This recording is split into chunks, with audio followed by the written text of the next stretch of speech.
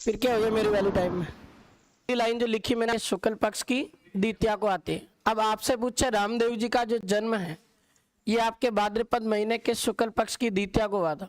अब आपको बताया था कि भाद्रपद शुक्ल द्वितीया को अपने एक नाम से जाना जाता और इसको अपन कहते हैं बाबेरी बीज। अब यहाँ से ना बहुत अच्छे अच्छे सवाल बना के पूछेगा ये। जैसे एक सवाल अभी पूछा रीट में, कालक्रम के अनुसार जमा के बताओ, तो इनका जन्म वर्ष पूछा जा सकता है। अगर मैं बात करूं ना अपने राजस्थान के लोक देवता रामदेव जी की, तो रामदेव जी के जन्म वर्ष में 2 जन्म वर्ष बताए जाते। कुछ किताबों में इसको 1405 लिखा गया, कुछ बुक्स में इसको 1409 लिखा जाता। पर आप थोड़ा ध्यान रखना इन दोनों में से सही उत्तर किसको माना गया, 1405। अब 1405 ईस्वी में रामदेव जी का क्या हुआ था, जन्म। कभी कभी एग्जामिनर क्या करेगा, इसको विक्रम संवत में भी पूछ लेगा। विक्रम संवत में पूछे तो कितने जोड़ दोगे, 57 जोड़ दोगे, अपने आप आ जाएगा। अगर 57 में आप 5 जोड़ोगे कितने हो जाएंगे, 62। तो ये 1462 विक्रम संवत हो जाएगा। ऐसा पूछे तो विक्रम संवत में ऐसा आंसर दे देंगे, और अंग्रेजी कैलेंडर में पूछे तो अपन आंसर दे देंगे 1405। अब रामदेव जी का जन्म तो हो गया, पर कहीं तो हुआ होगा। रामदेव जी का जन्म बाड़मेर जिले की शिव तहसील में एक गांव पड़ता है, उसका नाम आता उंडू काश्मीर गांव। इस उंडू काश्मीर गांव शिव तहसील बाड़मेर को अपने राजस्थान के लोक देवता रामदेव जी की क्या मानी जाती, जन्म स्थली। ये क्वेश्चन काफी बार पूछा गया। तो रामदेव जी की जन्म स्थली पूछे उंडू काश्मीर गांव शिव तहसील बाड़मेर है। इनकी जन्म तारीख पूछे भाद्रपद शुक्ल द्वितीया है, जिसको बाबेरी बीज कहते हैं।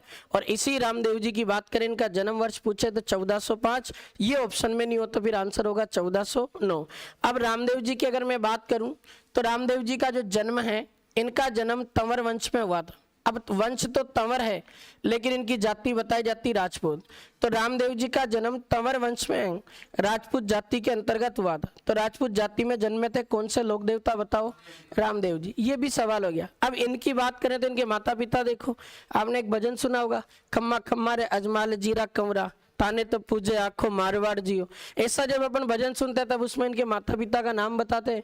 माता मेणा देरो लाल नेतल रो भरतार, अजमाल जीरा कंवरा। कंवरा का मतलब होता पुत्र। अजमाल जी का बेटा था कौन, रामदेव, और इनकी माता का नाम था मेणा दे। नेतल रो भरतार, भरतार का मतलब होता पति। नेतल का पति कौन है। अब 3 सवाल बन गए। अगर अपन बात करें रामदेव जी के पिता श्री की, तो इनके पिता का नाम था अजमाल जी तंवर। क्या नाम था भाई, अजमाल जी तंवर। तो पिता का नाम हो जाएगा अजमाल जी तंवर।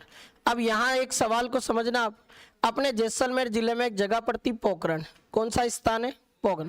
कहते कि रामदेव जी के पिता जो अजमाल जी तंवर है ना, ये अपने किसी समय पोखरण के सामंत हुआ करते थे। सामंत का मतलब जानते हो, राजा क्या करता था, पूरी जमीन जायदाद को नहीं देख सकता था, तो अपने जमीनों को वो टुकड़ों में बांट देता था और जागीरदारों को देता था। उन जागीरदारों को अपने रियासती काल में कहते थे सामंत। तो रामदेव जी के पिता प्रणाम मालिक। है पोखरण का जो प्राचीन नाम है ना, इस पोखरण का प्राचीनतम नाम हुआ करता था सातलमेर। क्या नाम था इसका, सातलमेर। तो आज अपन जिस पोखरण को पोखरण के नाम से जानते हैं, वास्तव में इस पोखरण का प्राचीन नाम हुआ करता था क्या, सातलमेर। और इसी सातलमेर पोखरण के सामंत हुआ करते थे रामदेव जी के पिता, और इनके पिता का नाम क्या था, अजमाल जी तंवर। माता का नाम पूछे तो माता श्री का नाम हो जाएगा क्या, मेणा दे, और इनकी पत्नी का नाम क्या था, नेतल। अब ये तो यहाँ तक इनका सामान्य परिचय हो गया। पर रामदेव जी ने ऐसा क्या कर दिया कि इनको अपन देवता के रूप में पूज रहे हैं, तो उस स्टोरी को अपन सुनते हैं। देखो ध्यान से, अभी मैंने आपको 4-5 बातें बताई केवल, आप मेरे साथ साथ बोलना। मेरा पहला सवाल है आपसे कि रामदेव जी की अगर मैं बात करूं तो इनका वंश तो कौन सा है, तंवर, और जाति बताओ, राजपूत। अगर हम रामदेव जी की बात करें तो इनका जन्म वर्ष क्या होगा, 1405 या 1409 ईस्वी। फिर मैं आपसे पूछूं कि विक्रम संवत कैलेंडर के अनुसार इनकी जन्म तिथि बताओ, तो भाद्रपद महीने के शुक्ल पक्ष की द्वितीया। और आपसे सवाल बना के पूछा जाए, इसी भाद्रपद महीने के शुक्ल पक्ष की द्वितीया को अपन क्या कहते हैं, बाबेरी बीज कहते हैं। क्या कहते हैं भाई। और मैंने आपको त्योहार और मेलों में पढ़ाया कि रामदेव जी का मेला इसी दिन से शुरू होता है और एकादशी तक चलता है। अब अभी यहाँ बात करेंगे पूरी, ये वाला तो सवाल हो गया। अब एक सवाल आता है, रामदेव जी की जन्म तारीख हो गई तो इनका जन्म स्थान देख लो। रामदेव जी का जन्म कहाँ पे हुआ, उंडू काश्मीर गांव में। और ये उंडू काश्मीर नाम का गांव पड़ता शिव तहसील में, और ये तहसील आती है कौन से जिले में, बाड़मेर। ये 2-3 सवाल तो यहाँ से बन गए। अभी अपन ने इनका सामान्य परिचय देखा। अब सवाल ऐसे बना के पूछे, रामदेव जी के पिताश्री का नाम बताओ, तो इनके पिता का नाम क्या था? अजमाल जी तंवर। अब अजमाल जी तंवर तो रामदेव जी के पिताश्री थे, लेकिन सवाल बना के पूछे अजमाल जी तंवर कहाँ के सामंत थे? पोखरण के सामंत हुआ करते थे। सामंत राजा के बाद छोटा पद होता था, तो पोखरण के सामंत थे। फिर मैंने अभी आपको बताया कि ये जो आज अपन पोखरण है ना, जो जैसलमेर में स्थित है, वास्तव में प्राचीन समय में पोखरण का नाम क्या था? तो पोखरण का प्राचीनतम नाम बताओ, सातलमेर। यहाँ तक अपन ने पढ़ा। फिर मैंने अभी आपको 2-3 बातें और बताई कि रामदेव जी की माता श्री का नाम पूछे, इनकी माता का नाम बताया जाता मेणा दे। क्या नाम था भाई? मेणा दे। ऐसे अपने एक सवाल और बना के पूछेगा, रामदेव जी का विवाह किसके साथ हुआ? नेतल दे के साथ। तो इनकी पत्नी का नाम क्या है? नेतल दे। अब नेतल का एक सवाल और बन सकता है। नेतल का सवाल पूछेगा इनका पीहर कहाँ था? पाकिस्तान में एक जगह पड़ती है आपके अमरकोट। कौन सा स्थान है? इस अमरकोट की बात करें तो आज वर्तमान में ये पाकिस्तान में है। यहाँ अमरकोट का एक राजपूत शासक हुआ करता था, उसका नाम बताया जाता दलेल सिंह सोढ़ा। कई जगह आपको किताबों में इनका नाम ऐसा भी मिलेगा और इनको केवल ऐसा भी लिखा जाता दलजीत सोढ़ा। तो बात एक ही है, दलेल सिंह सोढ़ा या दलजीत सोढ़ा नाम का एक व्यक्ति था। इनकी पुत्री हुआ करती थी नेतल दे, और इसी नेतल दे के साथ में रामदेव जी का विवाह हुआ। तो रामदेव जी की पत्नी का नाम क्या था? नेतल दे। तभी तो अपने राजस्थान में एक गीत बना हुआ, नेतल रो भरतार गीत। आया हुआ सवाल है परीक्षा में कि नेतल रो भरतार नामक जो गीत है, उसका संबंध राजस्थान में कौन से लोक देवता से आता है? रामदेव जी। क्यों भाई? क्योंकि तुम्हें ध्यान रखना, भरतार का मतलब क्या होता है? पति होता है, और नेतल का पति कौन है? रामदेव जी। तो नेतल रो भरतार नाम का जो गीत है, इसका संबंध भी आपके कौन से देवता से हो जाएगा? रामदेव। एक बार थोड़ी वॉइस चेक कर लो, या क्यों नहीं आ रही है? उसमें तो आ रही है। रामदेव जी के बड़े भाई का नाम बताया जाता वीरम देव। क्या बताते हैं? अब यहाँ एक सवाल ध्यान से सुनो।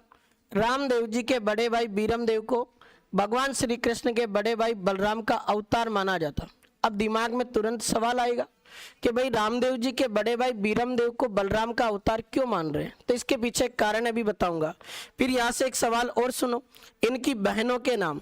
अब अगर मैं रामदेव जी की जो रियल सिस्टरों की बात करूँ ना, इनकी वास्तविक बहनों की, तो 2 बहनें हुआ करती थी। अपन वैसे जनरली एक ही बहन का नाम जानते, एक का नाम था सुगना बाई और एक बहन का नाम बताया जाता लाछा। ये को नाम ध्यान रखना, वो लाछा गुजरी अलग है तेजाजी वाली, ये सुगना और लाछा किसकी बहन है? अब रामदेव जी की बहनें तो ये है, पर आप कहोगे कि सर हमने तो एक को नाम सुना। इनकी तो एक धर्म बहन भी थी, और रामदेव जी ने अपनी धर्म बहन बनाया था किसको? डालीबाई मेघवाल। अब रामदेव जी को डालीबाई मेघवाल को बहन बनाने की जरूरत कहाँ थी? इनके पास तो पहले से बहनें थी, फिर भी क्यों बनाया? उसके पीछे भी कारण है। अब बात करते हैं रामदेव जी के बड़े भाई बीरम देव को बलराम का अवतार क्यों कहते हैं? ये तो बलराम का अवतार है बीरम देव, लेकिन रामदेव जी की अगर मैं बात करूँ ना, तो इन्हें अपने राजस्थान में श्री कृष्ण का अवतार माना जाता। किसका अवतार मानते हैं? अब दिमाग में तुरंत एक सवाल आएगा, मानते हैं अवतार तो भाई कोई तो कारण होगा। उसके पीछे एक छोटी सी कहानी जो सुनो आप। कहा जाता है कि रामदेव जी के पिता अजमाल जी तंवर जो पोखरण के सामंत थे, ये जब सामंत बने और शादी ब्याह हो गए, शादी को किए हुए कई साल बीत गए, तब भी इनके घर में किसी भी संतान का कोई जन्म नहीं हुआ। तो जितने भी पोखरण के लोग थे ना, वो सारे लोग ऐसे सोचते थे मन ही मन में कि यार ये हमारा कैसा सामंत बनाए रहे, जिसके घर में खुद के घर में संतान नहीं है, इसके खुद के उद्धार नहीं हो रहे, तो ये हमारे कब उद्धार करेगा? तो रामदेव जी के पिता के बारे में इस तरीके की बातें करते थे वहाँ के लोग।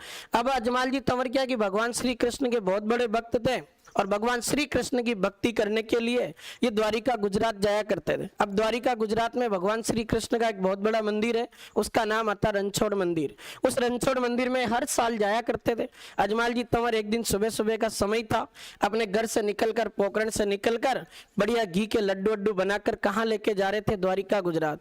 बीच रास्ते में अजमाल जी तंवर को 2 लोगों ने देखा। तो 2 लोगों ने जैसे अजमाल जी को देखा ना, देखकर अपना रास्ता बदल लिया, और रास्ता बदलकर अपना चेहरा छुपाकर वहां से निकल गए। अजमाल जी तंवर ने उनको जाके पूछा कि यार भाइयों, तुमने मेरे को देखकर तुम्हारा चेहरा क्यों खराब किया, और तुम्हारा चेहरा क्यों बदल लिया तुमने? ये तो बताओ, रास्ता क्यों चेंज किया? कोई कारण है क्या? मैं अच्छा नहीं लग रहा हूँ, या मेरी शक्ल खराब है? तो उस रामदेव जी के पिता अजमाल जी तंवर ने जब इस तरीके की बातें पूछी, तो उन लोगों ने क्या जवाब दिया कि अजमल, हमने आज किसी शुभ कार्य को करने के बारे में सोचा था, आज सुबह सुबह तेरा चेहरा दिख गया अचानक से, और आज हमें पक्का बताया आज हमारा काम नहीं बनेगा और हमारा काम बिगड़ बिगड़ेगा, क्योंकि तेरा तो काम कुछ भी नहीं हो रहा, इसलिए तू हमारे काम भी नहीं करने देगा, इसलिए हमने रास्ता चेंज कर लिया। अजमल जी तुम्हारी इस तरीके की बातें सुनकर दिल दुखे हुए अपने एक श्री कृष्ण जी के मंदिर में पहुंचे। भगवान के मंदिर में थोड़ी देर बैठे। मंदिर में बैठे बैठे एक विचार आया कि यार भगवान के लड्डू बनाते बनाते इतने साल बीत गए, बढ़िया घी के लड्डू वड्डू बना के इनको खिलाने हर साल आते हैं और उसके बदले में हमें कुछ नहीं मिल रहा है। एक मिनट, यहाँ से तो फुल हो रही यार, जब मेरा चेहरा कोई देखना ही नहीं चाहता तो मैं वापस पोखरण लौट कर क्या करूंगा। मैं तो एक काम करूं, इसी गुजरात में अरब सागर है उसमें कूद कर अपनी जान दे देता हूं और अपना चेहरा आज के बाद में किसी को दिखेगा नहीं तो कौन क्या कहेगा। अजमल जी तंवर रामदेव जी के पिता उस अरब सागर में कूद गए और जैसे ही कूदे तो भगवान के चमत्कार को नमस्कार है। जहां अरब सागर में कूदे वहां भगवान श्री कृष्ण लक्ष्मी जी के साथ बैठे हुए अपने अजमल जी तंवर अपने भक्त का इंतजार कर रहे हैं। और भगवान ने जैसे देखा, श्री कृष्ण जी ने अजमल जी को बुलाया कि अजमल आज तेरी भक्ति पूरी हो गई। मैं देख रहा था तेरे अंदर कितना धैर्य था, लेकिन आज तेरा धैर्य टूट गया और आज तूने निराश होकर मरने के लिए सोचा है। हे अजमल तू क्यों चिंता करे, तेरी भक्ति इस तरीके की रही है कि तेरे घर में तो स्वयं मेरा अवतार होगा और जिस दिन मेरा तेरे घर में अवतार होगा उस दिन तेरे घर के आंगन में मेरे पगलियों के निशान बनते हुए दिखेंगे। तेरे घर के आंगन में जो मिट्टी के मटके होंगे ना, उन मिट्टी के मटकों में भरा हुआ पानी दूध में बदल जाएगा। भगवान श्री कृष्ण ने इस तरीके का वरदान देकर अजमल जी तंवर को उस पोखरण के सामंत को वापस पोखरण भेजा और भगवान श्री कृष्ण ने कहा था साथ में कि तू जब पोखरण पहुंचेगा तो कुछ दिनों के बाद में तुझे समाचार मिलेंगे कि तेरी धर्मपत्नी नेतल गर्भवती होगी, एक बड़े बेटे को जन्म देगी। उसके बाद में मैं एक चमत्कारी रूप में अवतार लूंगा और उसके घर में तेरे घर में वापस 2 बेटियां भी होगी। इस तरीके से टोटल तेरी 4 संतानें होगी। तू कहता ना मेरे घर में एक भी संतान नहीं है, जा तू और तेरे भगवान की भक्ति में लगे रहना और इस तरीके से जनता का न्याय करते रहना। अजमल